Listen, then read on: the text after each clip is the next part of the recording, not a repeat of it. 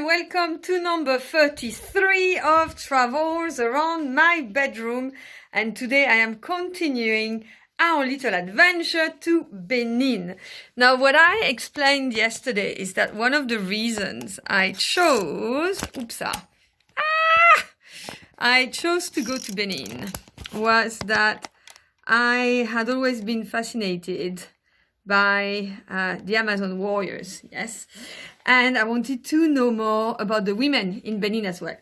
So one of the things that I always do when I travel, especially when I travel on my own, is that I make a point to do a lot of research to hire female guides, because what I find it much more interesting to have an insight into the culture of a country through a woman, because I'm one. And also, women very rarely have access to being guides. So for me, it's a way that I also support these women in making an income for their family. So I really wanted to feel what it is to be an African woman. And I asked the female guides that I found to give me an insight into what women were doing and what beautiful stories they were constructing. I really wanted to meet women that were investing in their communities, that were creating jobs. So I asked to meet some entrepreneurs, and I also wanted to invest in the local economy. So I will soon explain where that comes from.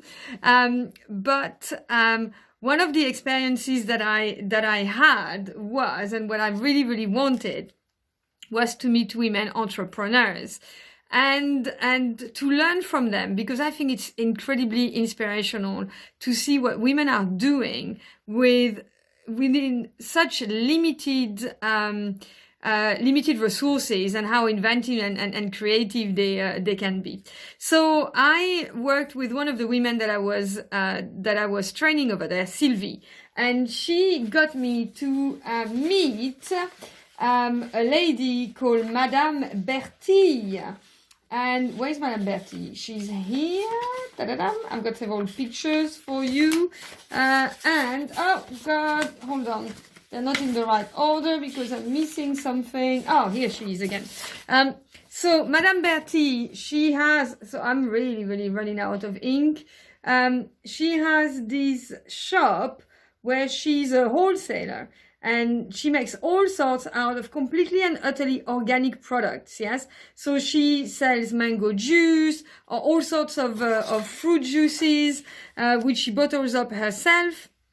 Works with women in villages as well, and has nut oil, for example, or different types of oils. And also, so what I bought from her, she has curcuma, because my mother eats a lot of curcuma. So I bought some real curcuma, and my mom was like, "Oh my God, it has a completely different taste."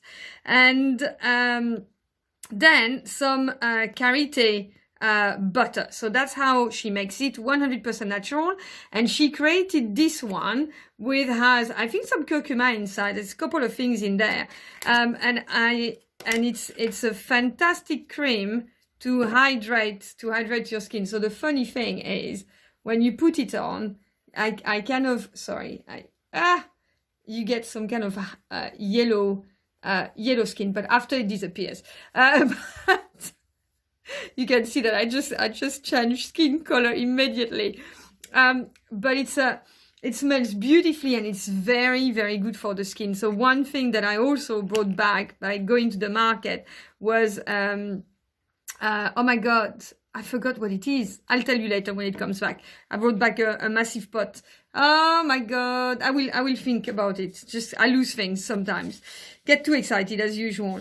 And the one thing that I really love with Madame Bertie is that she has her little atelier, a little workshop, and she dries all sorts of plants as well. And the one thing that I was totally amazed, and this is what I call being resourceful. So now I don't know if you see that machine that she has here, but when I was in the UK and I was renovating my flat, I used that to take off the paint, yes, or the wallpaper. But this is what she does with it. She uses it she has a sheet of plastic which she puts around the bottles, so 6 bottles of either baobab juice or mango juice.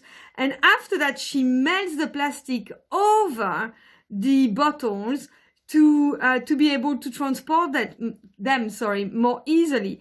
And I thought that's amazing. I would never have thought about that. So really, fantastic woman. And then the one thing I really wanted to do was to go out and buy fabric and then go to the tailor, because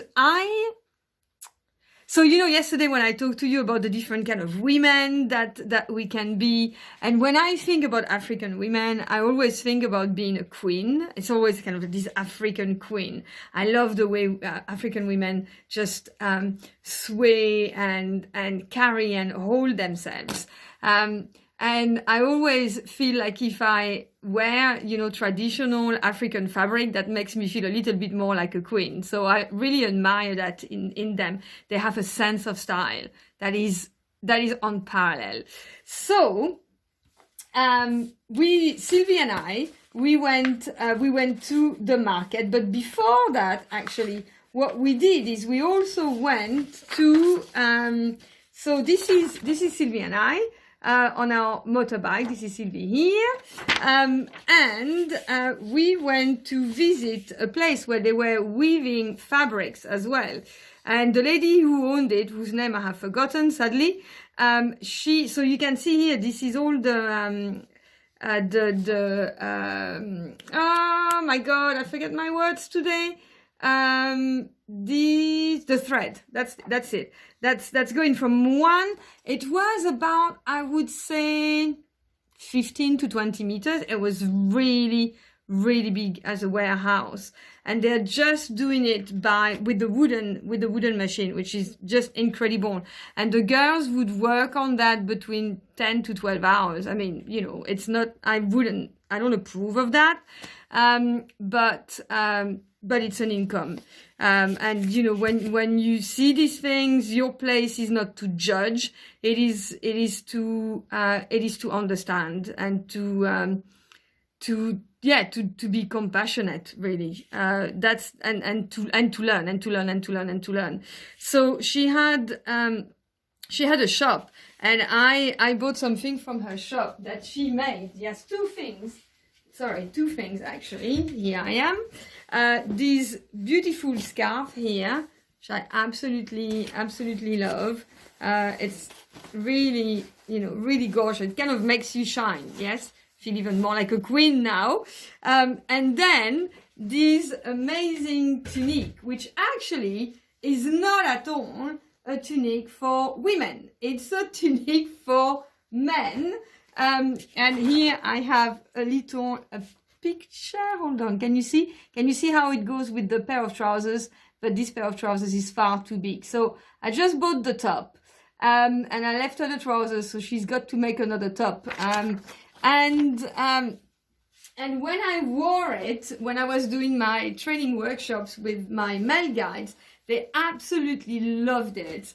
They thought it was really, really, really cute, and they loved the fact that I was making an effort to embrace their culture and to make it my own. Hold on, I'm coming back. Here I am. So we went to the market, and you go to the market and you have shops like this.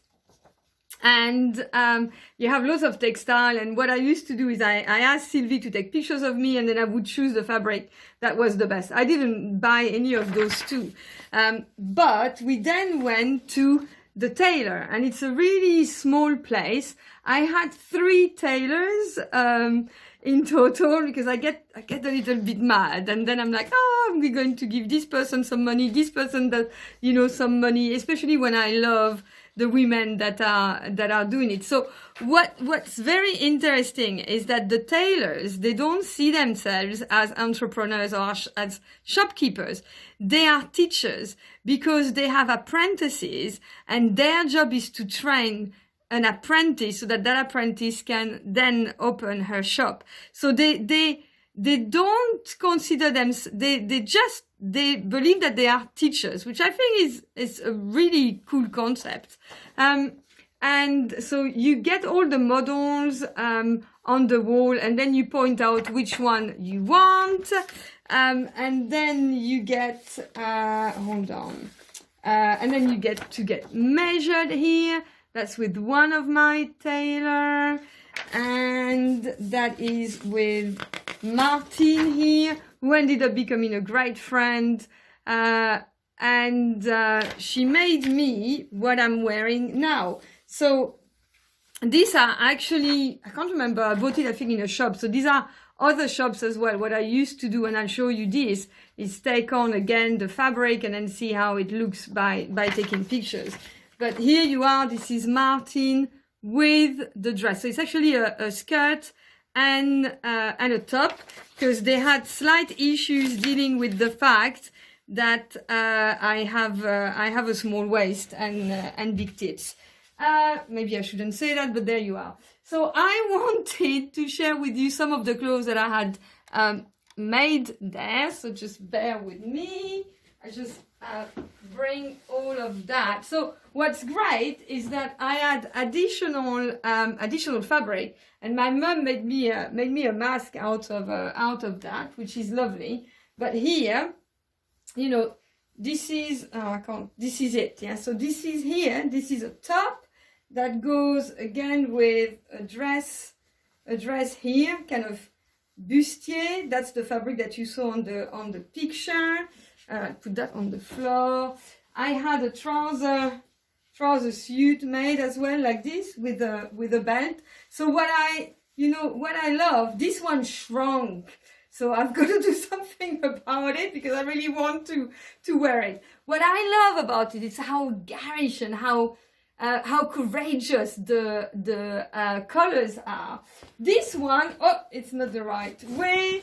This one is very funny. It's called the family. So all of the fabrics have got a name, yes? And it's got little chicken. Oh, that's the other way around. And cockerel. So it was very, very interesting, because for me, this one is not well done, because I wanted to have, there was a big fabric with an amazing, like, I don't know if you can see it, an amazing cockerel, like big, and I wanted it to be just at the front. But she didn't understand what I wanted, and I thought, oh, but that's logical. You know, you want to put the big piece at the front to really make a statement. But one thing about logic is that it's a cultural construct, because her logic was to use as little fabric as possible so I could make more clothes, where my logic was to actually put the most prominent design to make an impact. So you see, and I didn't know that, so I learned something in the process. And then this is my favorite here, this one. Well, I love the blue. I mean, I love them all, yes. But this one is absolutely gorgeous, gorgeous as well. So I really wanted to actually ask you, have you ever made an effort to invest into local women when you go on holiday? Do you research women guides? Do you find it easy or very difficult to find?